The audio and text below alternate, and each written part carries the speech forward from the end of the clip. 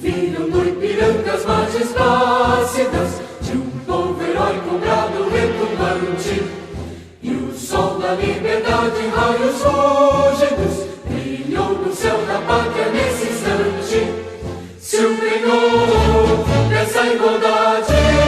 conseguimos conquistar com o braço forte, em teu seio, ó liberdade, desafia o nosso peito à própria morte. Ó pátria amada, idolatrada, salve, salve, Brasil, um sonho intenso, um raio vívido de amor e de esperança, a terra desce, sem teu formoso céu risonho e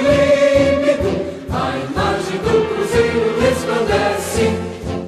gigante pela própria natureza,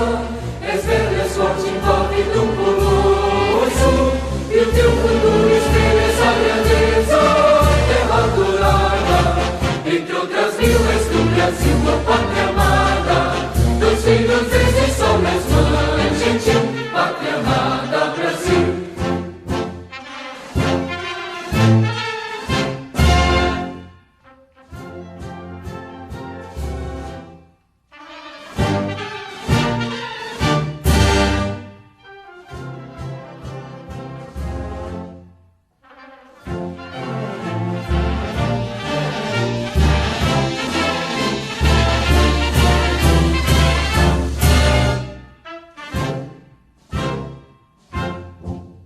Deitado eternamente imenso e esplêndido, ao som do mar e à luz do céu profundo,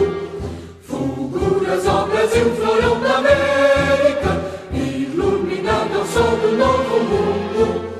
do que a terra mais garrida, teus risonhos lindos campos têm mais flores, nossos bosques têm mais vida,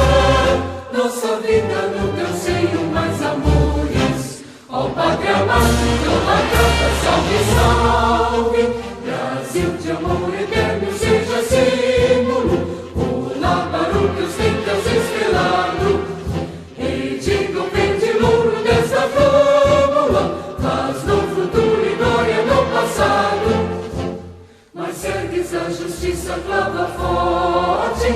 verás que o filho teu não foge à luta, nem teme que te adora a própria morte, terra adorada, entre outras mil és do Brasil, a pátria amada.